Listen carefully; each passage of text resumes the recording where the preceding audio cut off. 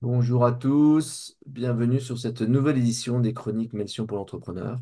Tous les vendredis matins à 10h30, en direct sur YouTube, on vient vous présenter des chroniques qui nous paraissent intéressantes et importantes pour les entrepreneurs. Patrick, tu voulais nous parler Eh bien, sur ce stratégie point. d'écosystème. Merci pour cette tribune. La stratégie d'écosystème, eh bien, tout le monde en parle, mais finalement, bah, qu'est-ce que c'est exactement? Comment on s'en sert? Bah, essayons de voir un petit peu si on n'aurait pas d'idées là-dessus. Et donc, pour commencer, voilà de quoi on va parler dans cette chronique, hein, on va s'intéresser à ce que la nature, finalement, bien sûr, nous amène comme idée. Alors, je ne voudrais pas l'exégèse des penseurs depuis les années 90 ont commencé à évoquer ces questions de stratégie d'entreprise avec une idée de nature. On va rentrer dans du concret plus aujourd'hui. Donc, on va s'apercevoir que finalement, les entrepreneurs sont dans des environnements incertains et turbulents, qu'il faut naviguer dans cette incertitude et comment faire. On va regarder les différentes étapes qui construisent une stratégie d'écosystème. Là, on va ouvrir le capot et rentrer un petit peu dans le comment. On va regarder ce que ça donne en termes de passage à l'action et de bénéfices. Et pour commencer, je voulais dire que j'ai vu un article, ça a commencé cette curiosité, issu de cette revue qui s'appelle Revue de Management et de Stratégie. Donc je vous donne la référence. Et d'un papier de 2018, qui parle d'une entreprise, une PME de confiserie. Et donc, c'est rare que les papiers de stratégie soient appuyés sur des entreprises entrepreneuriales de taille moyenne. Et donc, ça a attiré mon attention. Le papier est bien construit et il y a plein de choses là-dedans. On y fera référence à plusieurs reprises. Alors pourquoi? Parce que ben, vous êtes nombreux, les entrepreneurs, à venir nous dire que vous vous sentez un peu dans la tempête. Et évidemment, vous vous souvenez de cet acronyme VUCA qui dit volatilité, incertitude, complexité et ambiguïté. VUCA définissant le fait que ben, on ne sait plus très bien où on est. Et quand on est dans la tempête, eh bien, ça ressemble un peu à ça. Alors voilà, c'est pour ceux qui nous écoutent en podcast, et je sais que vous êtes nombreux. Là, c'est le phare frappé par une vague. Ensuite, on voit ben, la forêt des Landes en 1999, avec le passage de la tempête qui a abattu une grande partie de la forêt des Landes. Mais ça peut prendre la forme de ces inondations. Vous voyez ces gens perdus au milieu de ce qui doit être un pont parce qu'ils sont en voiture au centre de la rivière. Initialement, ça devait être un pont. On voit quelques piétons qui traversent. C'est peut-être là que votre entreprise se trouve avec un marché ou un écosystème inondé. Mais ça peut être aussi la sécheresse, avec l'épuisement des budgets d'achat de vos clients. Tout d'un coup, hop, il n'y a plus d'argent. On fait comment? Et donc on voit ce pauvre hors-bord perdu au milieu d'un lac craquelé qu'on imagine dans un désert américain. Mais c'est un lac, ça veut dire que dès qu'il y aura de l'eau, bah, le bateau va reflotter à nouveau. Donc vous êtes dans la tempête et peut-être que tout s'est écroulé autour de vous, peut-être que vous êtes dans les inondations, peut-être que vous êtes dans la sécheresse, peu importe l'image, vous imaginez bien que ça revient à naviguer dans l'incertitude. Et donc, comment est-ce qu'on navigue dans l'incertitude? Eh bien, il faut d'abord s'appuyer sur le territoire connu. Et ce territoire connu, il faut l'observer à la plus basse résolution possible, hein. On a déjà vu dans des chroniques précédentes que plus on essaye d'avoir une résolution faible, plus le niveau d'information qu'on reçoit est élevé. Et c'est pour ça que c'est difficile de regarder en détail. C'est parce qu'il y a trop d'informations pour nos pauvres cerveaux. Eh bien là, il va falloir faire cet exercice d'aller chercher cette basse résolution. Pour trouver quoi? Bien, des points d'appui, c'est-à-dire en fait des solidités, là où on est fort, des déséquilibres, c'est-à-dire bah, là où on n'est pas très bon, un peu fragile, et puis, encore plus important, les zones d'incertitude. Découvrir les endroits où on ne sait pas.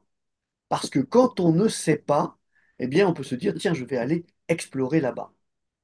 Et donc, une fois qu'on a tout ça, on peut développer différentes étapes pour créer sa stratégie d'écosystème. La première étape, c'est la cartographie des relations. On commence tout simplement. Qui sont mes clients? Qui sont mes fournisseurs? Quelles sont mes ressources en interne, en externe? Quels sont mes partenaires, etc. Dans quel environnement est-ce que je me situe au niveau local, territorial, législatif, politique? Et on essaye d'avoir finalement une carte. Hein, on a déjà parlé de carte dans ces chroniques. Ben, la carte, ça aide à naviguer, ça permet de savoir où on est et à partir de là, de décider où on veut aller. Donc cette cartographie, elle est importante, c'est un exercice qui permet de faire un peu de recul par rapport à son quotidien. La deuxième étape, c'est de qualifier ces différentes relations en leur donnant par exemple une notion de stratégique, d'influente ou neutre. Hein. Et donc, vous imaginez, tiens, bah, j'ai mes collaborateurs ou tiens, bah, j'ai ma relation politique locale, est-ce qu'elle est stratégique, est-ce qu'elle est influente ou est-ce qu'elle est neutre?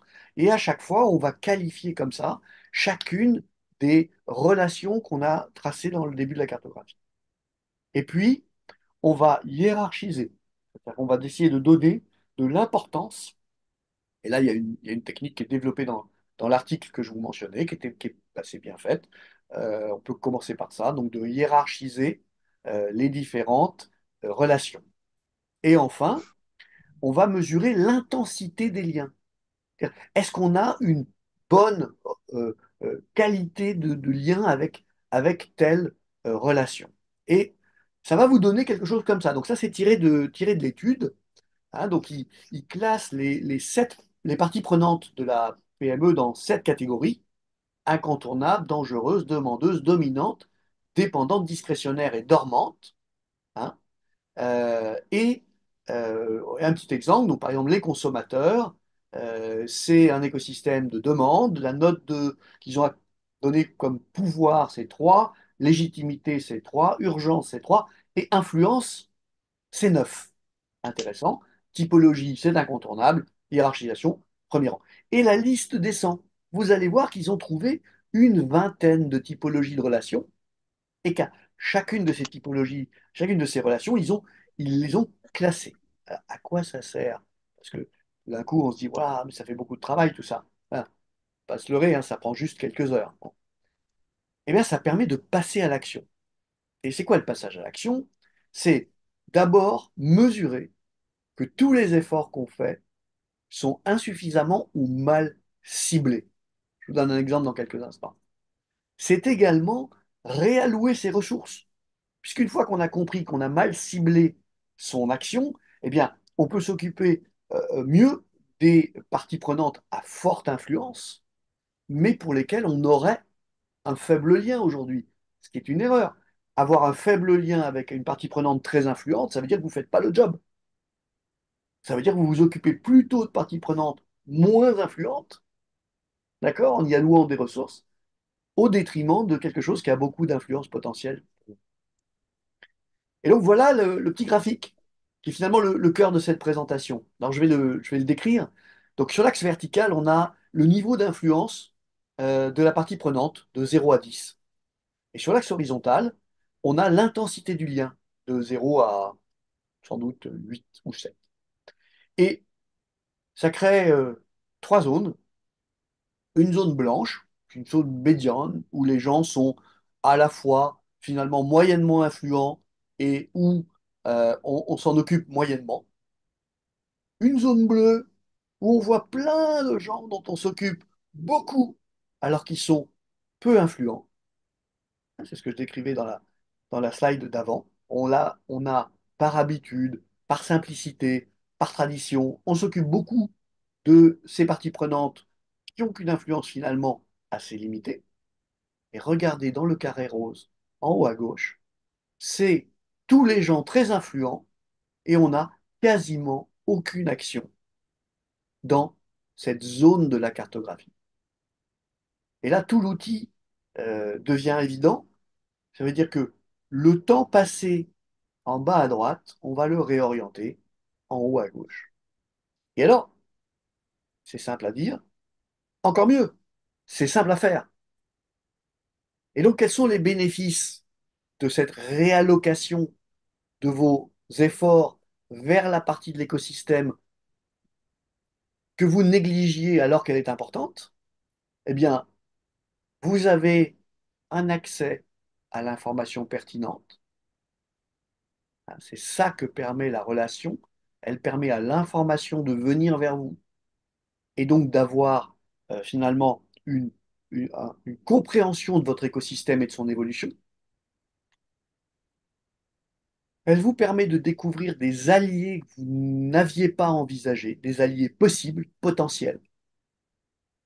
Et donc, elle vous permet une multiplication de vos forces.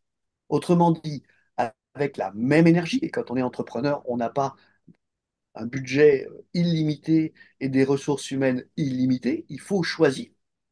Et bien là, on dirige ces ressources vers l'endroit, vous l'avez compris, où ça a le plus fort impact. Ça multiplie, ça multiplie les forces. On va trouver ces alliés avec lesquels on va pouvoir construire des choses qu'on n'imaginait pas. Et puis, c'est le deuxième bénéfice, hein, on va réduire nos fragilités. Sur le continuum fragilité-force, on va réduire nos fragilités, on va améliorer nos forces. Et donc, d'un point de vue stratégique, on va se retrouver bien entendu dans une bien meilleure posture. En conclusion, eh bien, en conclusion, euh, dans un environnement incertain et brutal, il faut d'abord comprendre où on est. Et si tout d'un coup vos clients ne commandent plus, si tout d'un coup un concurrent rentre en cassant les prix, si tout d'un coup votre distributeur qui faisait 30% de votre chiffre d'affaires est racheté par un concurrent, il va falloir tout de suite regarder à nouveau dans quelle position vous vous trouvez. Vous ne focalisez pas à l'endroit précis du- de la brutalité ou de l'accident. Prenez du recul, recartographiez tout. D'accord? Il va falloir être méthodique parce que si on fait ce travail méthodiquement, on peut améliorer fortement ses positions. Hein. C'est là qu'on va voir tous ces angles morts. Encore une fois, c'est dans les zones obscures qu'on va découvrir des choses qu'on ne savait pas. Et puis, bien sûr, et c'est un peu la difficulté, j'en conviens, c'est que c'est un travail qui est à la fois permanent et évolutif. C'est pas parce que je l'ai fait il y a un an que je peux me reposer dessus pour les 5 années qui viennent. Hein. Donc, parce que l'évolution, encore une fois, l'environnement, il est volatile, il est incertain, et donc toute évolution nouvelle, hausse des prix de l'énergie, guerre en Ukraine, enfermement à domicile des citoyens, arrivée des Jeux Olympiques, impossibilité de livrer ses clients dans les zones qui seront fermées à la circulation. Et vous pouvez imaginer comme ça 50 autres. Moi, je pense à tous les fournisseurs de casinos, par exemple.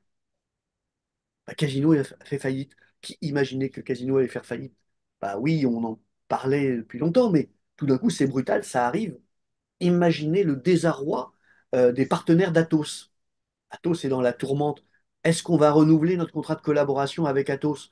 Est-ce qu'on va pas se retrouver demain matin, alors soit avec des financiers comme actionnaires, soit avec l'État comme actionnaire, soit avec un milliardaire tchèque comme actionnaire? À peu près les choix qui se présentent à Atos en ce moment. Donc, l'environnement, il est brutal, il est incertain, il est volatile. Donc, la cartographie, elle se recommence de façon régulière. Alors, on le fait une fois par an, j'allais dire, c'est presque un minimum. Ce qui est sûr, c'est que après l'avoir fait une première fois, c'est plus facile à mettre à jour. Donc, l'effort essentiel, il est au début. Et après, bah, vous pourrez comme ça bénéficier de cette meilleure compréhension et venir mettre des forces autour de vous pour vous soutenir, vous accompagner et vous protéger. Patrick, merci beaucoup. Puissant. Ta maîtrise est étonnante, en ce sens qu'elle est un outil de discernement, justement pour réfléchir aux gens qui nous entourent, savoir lesquels on utilise et lesquels on n'utilise pas assez. Je pense que les uns et les autres au sein de Metsion, on a ces questions qu'on vous pose sur est-ce que vous allouez correctement l'énergie au bon partenaire, et là c'est les fluctuations, c'est etc. etc. Mais pouvoir le factualiser, le verbaliser aussi fort, avec des questions qui permettent de poser des critères, C'est intriguant. Merci beaucoup pour cette chronique. Est-ce qu'il y a des questions des uns ou des autres J'ai vu passer une question de Pascal dans le chat. que j'ai ratées? Alors,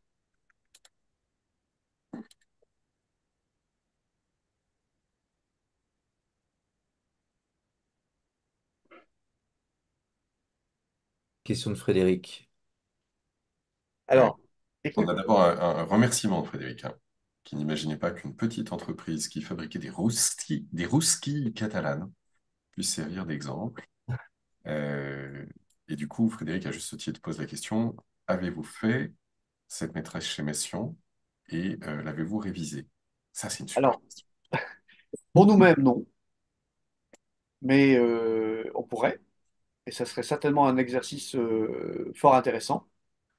Pour nos clients, oui, on pousse nos clients à cartographier leur écosystème et on pousse nos clients à aller agir dans des directions où ils n'ont pas forcément conscience qu'il faudrait le faire. Je parle récemment d'un exemple que je ne détaillerai pas, mais on a poussé un de nos clients à avoir une action de lobbying en direction d'un acteur qui se trouve être le financeur, acteur public, financeur de son principal client, parce que finalement, il y avait une barrière entre lui et l'intention finalement du financeur. Il en comprenait que ce que son principal client lui disait et c'était forcément biaisé par la stratégie du client. Et donc en faisant cette action de lobbying, il s'est rapproché du donneur d'ordre réel en fait, parce que le financeur, ben, il sait pourquoi il met de l'argent et il a mieux compris finalement les intérêts du financeur. Ça lui a permis d'affiner son offre et de montrer tous les bénéfices qu'il ne mettait pas en avant auparavant, parce que bah, jamais son client ne lui avait parlé de cela, en fait. C'était opaque. Voilà. Très concrètement, énorme influence du financeur dans la plupart des sujets. Et donc, si vous ne parlez pas au financeur, si vous ne comprenez pas ce que le financeur a en tête, bah, finalement, vous ne répondez pas à sa demande spontanément, ou, sauf par chance. Et en répondant mieux à sa demande, bah, vous augmentez les chances que vous soyez choisi. Voilà, c'est tout bête, mais il faut le faire. Et c'est pas naturel d'embaucher un lobbyiste pour ouvrir des portes qu'on ne connaît pas, avec des gens qui ont des référentiels différents, qui parlent un langage différent. Et voilà, ça c'est de la stratégie d'écosystème appliquée. J'ai une question, une remarque. C'est comment combiner la matrice, j'ai bien aimé les deux triangles bleus et roses, euh, avec d'une part un écosystème qui est l'écosystème interne de l'entreprise, donc plutôt orienté RH. Donc ça, c'est une première remarque. Et la deuxième remarque, c'est avoir un prisme un peu goldratien sur l'analyse des flux, c'est-à-dire à l'aune des goulets, identifier les personnes qui sont importantes, urgentes, auxquelles on consacre beaucoup d'énergie ou on en consacre pas assez. Deux, Et là, je trouve que ça devient assez marrant. deux super questions, hein, merci Damien. Alors, sur la question de l'interne, ils sont dans la matrice, hein.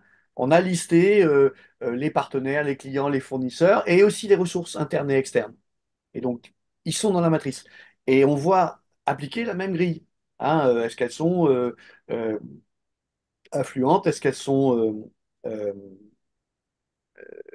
selon les critères qu'on choisit, on va pouvoir les positionner comme les autres et s'apercevoir, par exemple, qu'on s'en occupe pas assez, hein. Il est évident, dans certains métiers, si on ne s'occupe pas de ses collaborateurs assez, ils vont s'en aller, hein. C'est le cas du monde du conseil, par exemple. Hein, quand on est dans le monde du conseil, on recrute des gens qu'on va placer chez le client. Et si le consultant qui a la bonne compétence, ben, il choisit d'aller bosser ailleurs pour un salaire un petit peu plus élevé, ben, on fera plus de chiffre d'affaires parce que la ressource est partie. Voilà, donc il y a des stratégies de s'occuper des ressources internes dans certains métiers plus que dans d'autres, mais ça peut permettre de juger si on a le bon degré d'effort ou pas. Est-ce qu'on est dans la zone bleue ou est-ce qu'on est dans la zone rose? Pour le deuxième point, c'est juste effectivement le fait de choisir les critères. Et vous avez peut-être remarqué dans ma présentation, il y a quelque chose qui manque, c'est que je ne vous dis pas quels sont les critères qu'il faut choisir. Hmm. Alors, les gens qui ont travaillé sur le dossier particulier de cette PME, ils ont choisi des critères, mais je ne vous les ai pas cités. Pourquoi? Parce que c'est justement ce que tu dis. En fonction de sa façon d'analyser le réel. Par exemple, on est Goldratien, hein, Élie Goldratt, vous le savez, c'est un penseur qu'on aime beaucoup chez Melchior et on en parle souvent. C'est celui qui a créé la notion de la théorie des contraintes. La théorie des contraintes demande qu'on porte une attention particulière au goulet, parce que dans un goulet, c'est tout le débit du système qui passe à cet endroit-là. Et tout ce qu'on fait en dehors du goulet ne sert à rien, ça fait de l'agitation, mais l'entreprise ne s'améliorera pas plus que l'amélioration du goulet. Donc, tu prends le critère d'influence et tu dis ce que je veux voir, c'est où sont les goulets, et finalement, tu te fais une cartographie de ton écosystème autour de toi, interne, externe, et tu vas voir les goulets. Si tu le choisis comme critère, tu choisis un autre critère, bah, tu ne le verras pas. D'accord. Pour moi, la réponse, elle est là. C'est une super remarque. On peut marier la stratégie d'écosystème et la théorie des contraintes.